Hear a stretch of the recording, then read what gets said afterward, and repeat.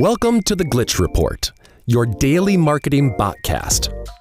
Brought to you by Leadpages. Here are our hosts, Kai and Luna.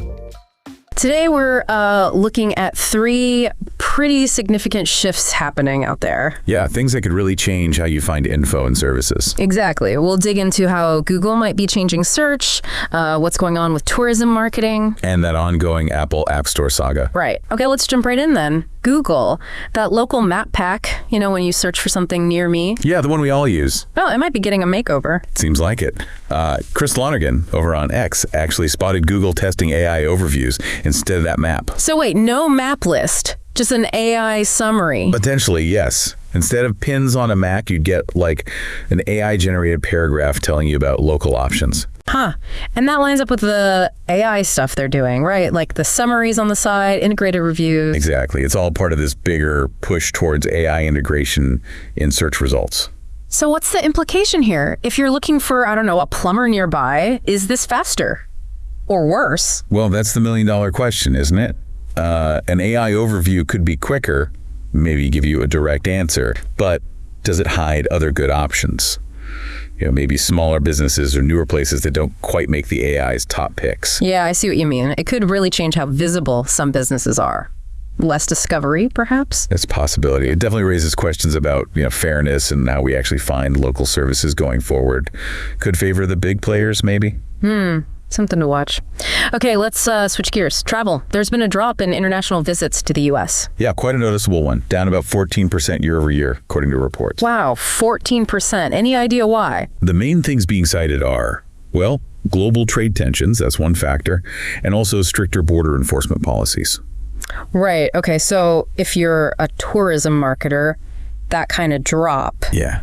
It forces you to adapt, right? Absolutely. You have to react. We're seeing those who usually target international visitors kind of pulling back a bit. How so? Things like maybe postponing big budget items like major sponsorships. Yeah. And definitely reevaluating who exactly they're trying to reach now. Makes sense. So what about the flip side? Marketers focused on domestic travel within the U.S. They're playing a different card, really emphasizing affordability value for money.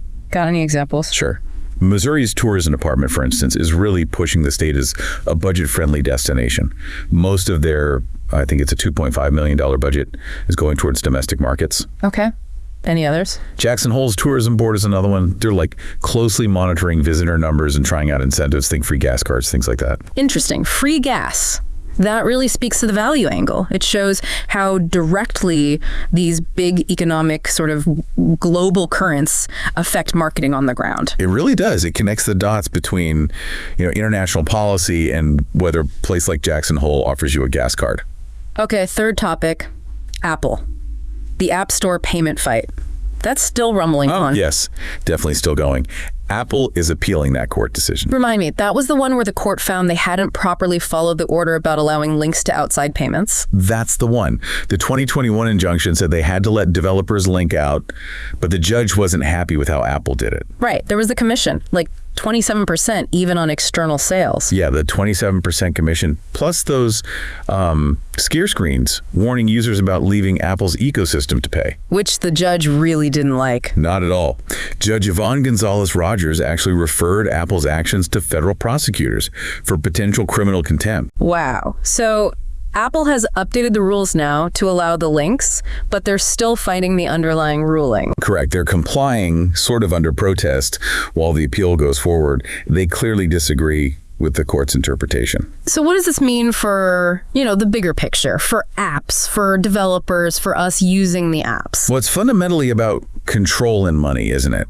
If Apple is forced to really open up payment options without these commissions or scare screens, it could mean less revenue for Apple. Potentially, yes. And maybe lower prices or more payment choices for you, the consumer. Plus, it could set a precedent for other big digital platforms too. It's a really key battle over platform power. Okay, so let's recap. We've got Google potentially changing local search with AI, tourism marketers pivoting hard because of travel shifts. And Apple's still locked in this complex legal fight over App Store payments. The common thread really seems to be adaptation, right? Everyone's adjusting, tech giants, businesses. Constantly adjusting to these changing landscapes.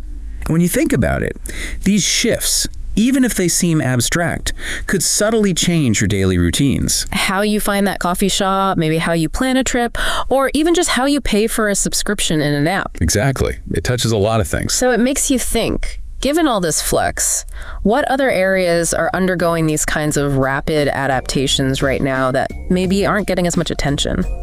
That's a good question to ponder. Definitely something to keep in mind.